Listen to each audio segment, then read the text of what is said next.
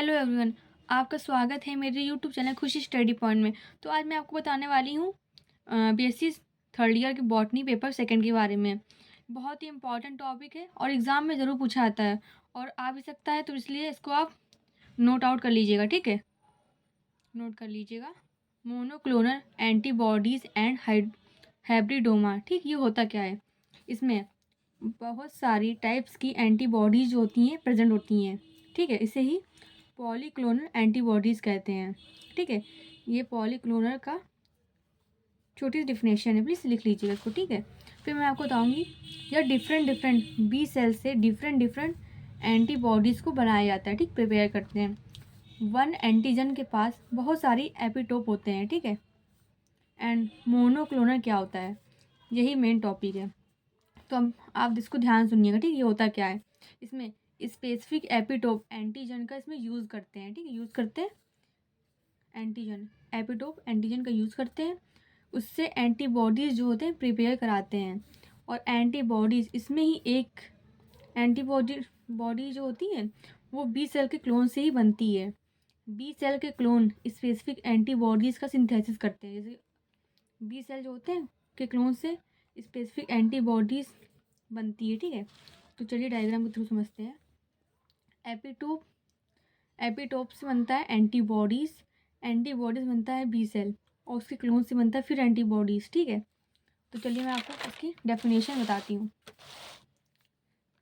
Monoclonal antibodies की definition George Kohler तथा scissor मिल्स्टेन को मोनोक्लोनल एंटीबॉडीज़ को तैयार करने के लिए नोबेल प्राइज़ दिया गया था। एक विशेष एंटीजन को टीके द्वारा बॉडी में प्रवेश कराने पर उस एंटीजन के प्रति एंटीबॉडीज़ जो होते हैं डेवलप होते हैं, मतलब उत्पन्न होते हैं, जो बी सेल से व्युत्पन्न प्लाज्मा सेल से बनते हैं। लेकिन एंटीबॉडीज़ भिन्न प्लाज्मा सेल होने के कारण उनमें भौतिक तथा रासायनिक रूप से भिन्नता होती है। ठीक है, वैज्ञानिक अब एक बी सेल को अलग करते हैं और उसमें ट्यूमर सेल से इसको संलयन करते हैं, जोड़ते हैं। उसमें अंतहीन विभाजन की क्षमता होती है, मतलब उसमें अंत न होने वाली विभाजन की क्षमता होती है। अब जो सेल बनती है उसे ही हाइब्रिडोमा सेल कहते हैं। ठीक है, ये सेल लंबे समय तक काफ़ी मात्रा में शुद्ध एंटीबॉडीज़ का स्रोत बन जाते हैं, जिन्हें ही मोनोक्लोनल एंटीबॉडीज़ कहते हैं, जिसे एंटीबॉडीज़ एकमात्र एंटीजन के विरुद्ध कार्य करता है। तो चलिए मैं इसको आपको शॉर्ट फॉर्म में बताती हूँ।